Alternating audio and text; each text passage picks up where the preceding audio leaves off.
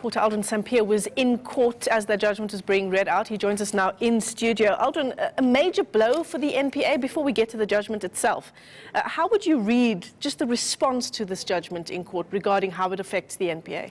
I think it was a judgment that tried to reaffirm the integral part that the NPA plays in a constitutional democracy, and reaffirm the integrity that those who hold that office should have, but also the independence that they should have as well. That these people must remain independent, going even as far as amending some of the sections of the NPA Act, which would deal with the independence of the NPA. Like, for instance, one of the sections which speaks about the president has the powers to suspend the NPA head or the deputies, and at the same time use his own discretion whether to pay them while on suspension. And the court is saying that that does not ensure that the independence of this institution is guarded, or the office that they hold, to such a point that the NPA, that the Constitutional Court said you can only suspend them for 6 months, but in the interim you must pay them.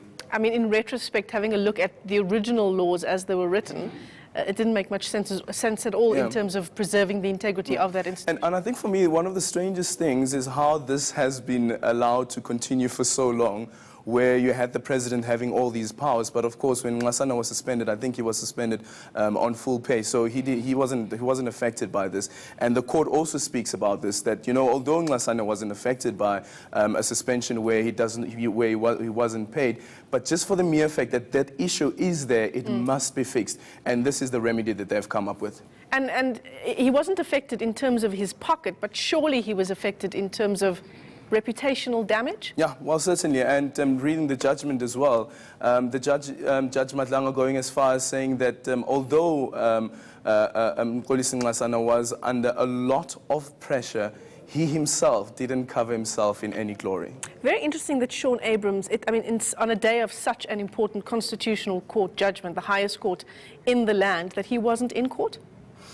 I guess because he was probably looking at how would he be responding in front of the media houses who were there, because you know that this is one of those cases that has attracted a lot of media houses. And although the political parties, for instance, were not party to this case, but they were in court to come and listen to this court judgment. Mxolisi Nxasana, on the other hand, he has said before that he wants to go back to work and is willing to go back to work as soon as the next day, for instance. But with this constitutional court ruling, he can't go back to work.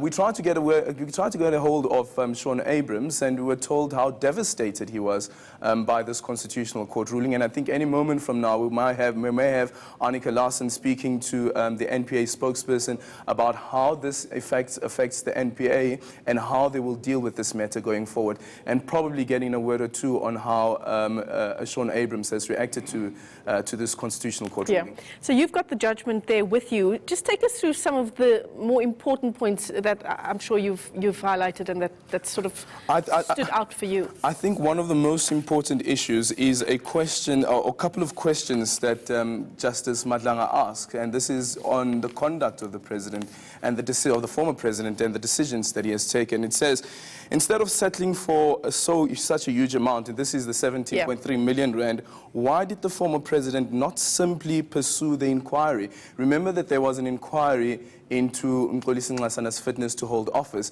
and that inquiry stopped on day one after there was a settlement agreement between the president as well as Mxolisi Nxasana.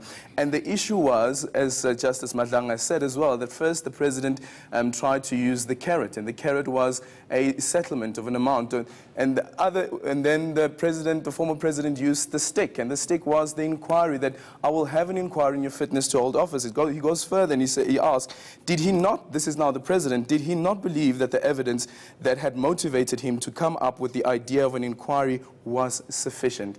And this is pretty crucial. And I wonder whether there is space to look into the conduct of the former president since this constitutional court has found that he has abused his power and abused the power of the office of the president. And I wonder whether such a scathing comment from a constitutional court justice would have any impact on Jacob Zuma's trial itself, whether that might come up in court? I don't see that coming up in court, because that's a separate matter. That is Jacob Zuma the person, but not Jacob Zuma the former president who's on trial. But I don't see that coming up. But I wonder, though, whether there could be a separate litigation where someone may argue that this person has compromised the office of the president so much that we think that he should be held liable, that he must be held accountable for some of the decisions that he has taken.